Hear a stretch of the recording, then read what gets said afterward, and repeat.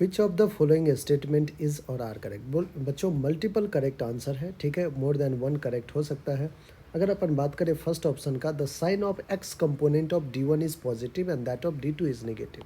Sign of X component, D one का जो x component होगा वो कुछ ऐसे होगा बच्चों, डी वन एक्स, और डी वन का जो वाई कंपोनेंट होगा वो डी वन वाई ऐसे होगा। डी टू का X component D two X ऐसे होगा कुछ, और डी टू वाई कंपोनेंट ये होगा।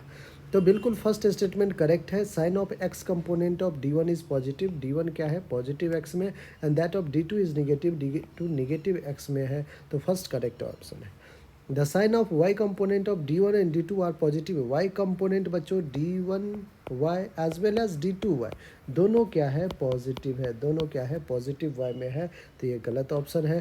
Third, the sign of X and Y component of D one plus D two are positive. D one plus D two एक बार बच्चों कर लेते हैं अपन। देखिए आप ध्यान से यहाँ पे कि हमारे पास एक डी वन वैक्टर ऐसे है, और बच्चों हमारे पास यहाँ पे डी टू वैक्टर कुछ ऐसे है, ठीक है। ये रहा हमारा डी वन वैक्टर और ये है हमारा डी टू वैक्टर। ऑलराइट, अब इसका सम जो होगा D one plus D two वो क्या होगा, तो पहले वाले के टेल से आखिरी वाले के हेड तक, दैट इज डी वन के टेल से डी टू के हेड तक, ये रिजल्टेंट है हमारा D one vector plus D two vector का।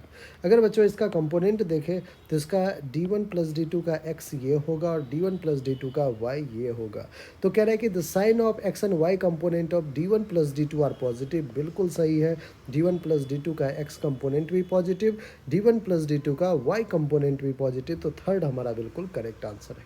तो बच्चों इस पार्टिकुलर प्रॉब्लम का जो आंसर करेक्ट आंसर है वो है 1 एंड 3, ठीक है, 1 और 3 हमारा क्या है बिल्कुल करेक्ट आंसर। आई होप बच्चों हर एक स्टेप आपको अच्छे से समझ में आ गया होगा।